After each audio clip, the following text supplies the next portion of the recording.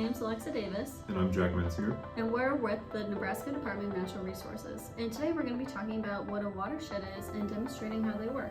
But first, what is a watershed? The diagram on screen shows the various layers of a watershed. A watershed is an area that channels water into a stream, river, or body of water. This means that you could follow a raindrop from the top of a mountain, down a tributary or a small stream, into a river and out into the ocean. As the water moves through the system, it starts to seep through the soil and into the layers below. This water under the soil's surface is what we call groundwater. It can pool, move, and even create rivers underground. This water that remains in pools underground creates what is called an aquifer. In Nebraska, we have 7 major aquifers, with the Ogallala being the biggest aquifer.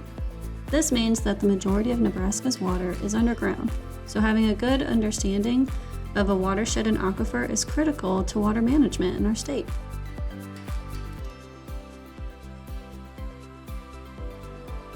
And now we're going to start building our model.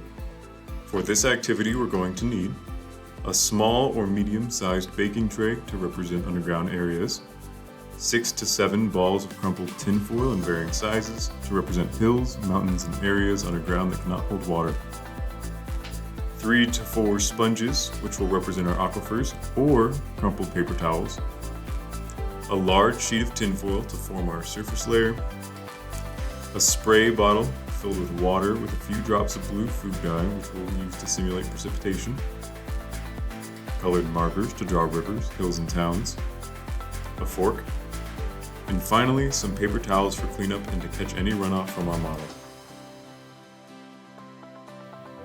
First, we'll place the sponges or paper towels in our baking tray to represent the areas of groundwater that water is able to move through and create our underground flow and storage. Then we'll crumple up a few balls of our tinfoil in varying sizes and place them in our baking pan. This will become our hills and mountains once we cover the tray in our tinfoil. For our next step, we're going to cover the entire baking sheet with a layer of tinfoil and pat it down to contour to the tinfoil and sponges underneath. Once the tinfoil is secured around the edges of the baking tray, this is going to be our soil surface. We're going to draw rivers and streams along the valleys of our model, and we can also add houses and plants and fields wherever you like.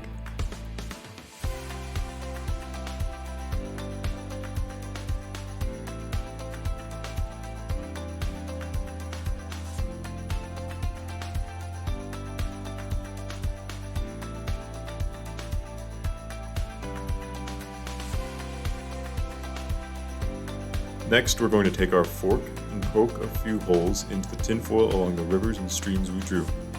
This is going to let water from our stream seep into the ground and let us see how much water enters and moves through the soil. Lastly, we're going to prop up our model onto a box of tinfoil to create a slope. This way the water can flow through the model.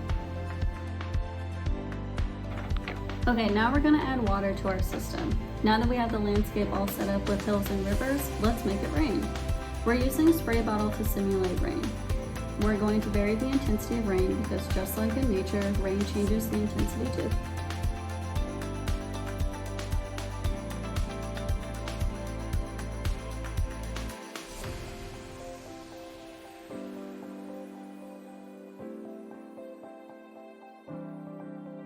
Now let's discuss. Look at where the water is collected on the landscape surface.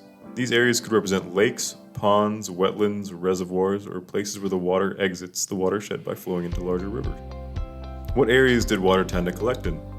Does the surface water match where you drew your rivers and lakes? Think about the towns and other details that you drew on your model. Were they affected by this running water? If you were to add another town, where's the best place for it? Why do you think that? Now we're going to see how much groundwater has collected in our model. Carefully remove the top layer of tinfoil, doing your best not to spill anywhere.